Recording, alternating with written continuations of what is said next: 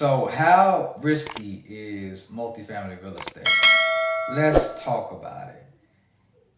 The amount of risk involved in multifamily really depends on how risky of a buyer you are. And that should make sense to you because if you buy sort of loosely without a lot of stringent criteria, then your multifamily risk is going to go up in proportion to that risky buying that you're doing. Whereas if you are more conservative in your buying criteria and in your buying due diligence, then your risk is going to be minimized.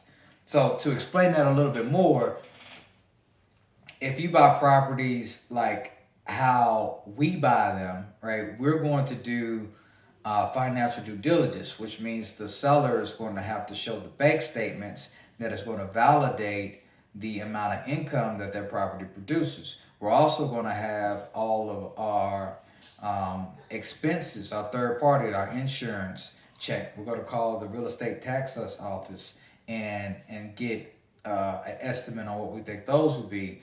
We're also going to talk with property managers, see what our fees could be, and look over the history of a property to see how it's performed and what the expenses have been in. So if you take all that, put it together, say, all right, how risky is this investment? Well, it's very minimal. If you don't do those things and you just trust the numbers that a broker gives you or a seller gives you and says, all right, that is my numbers and I'm just going to go ahead and buy it, well, then you have some inherent risk, and that comes without doing proper due diligence on anything.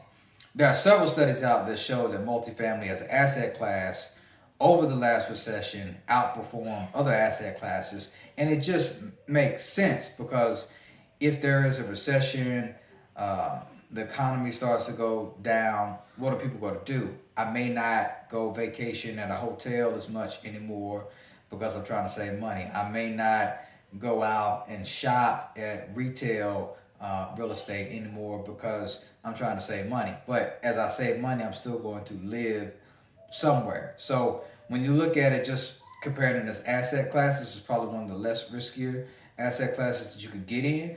But if you do it foolishly or without doing your due diligence, then you are creating your own risk. So I would encourage you to take some of the tips in this video. Make sure that when you're buying properties that you are doing those things. If you have found this information helpful, go ahead and like, comment, subscribe. As long as I keep providing value to you, I'll keep these videos coming, hoping that you have a successful multifamily future. Talk to you soon. Later.